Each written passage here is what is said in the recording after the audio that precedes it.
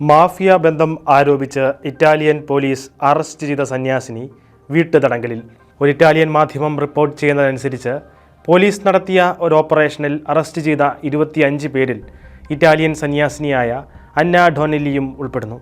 Jail സന്ദർശിച്ച് തടവുകാരെ ആത്മീയമായി ചിന്തിപ്പിക്കാൻ പ്രേരിപ്പിക്കുന്ന ജയിൽ മിനിസ്ട്രി ദുരുപയോഗം ചെയ്തു എന്നാരോപിച്ചാണ് സന്യാസിനിക്കെതിരെ നടപടിയെടുത്തിരിക്കുന്നത്.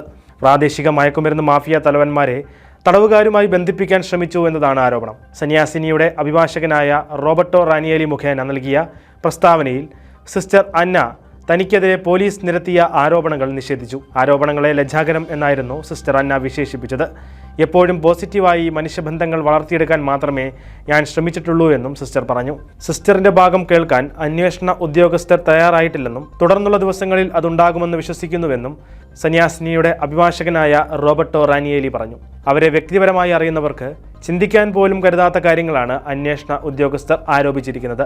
ഒറ്റനോട്ടത്തിൽ ഇതൊരു കെട്ടിച്ചമച്ച കേസാണെന്ന് വ്യക്തമാണെന്നും അഭിഭാഷകൻ പ്രതികരിച്ചു.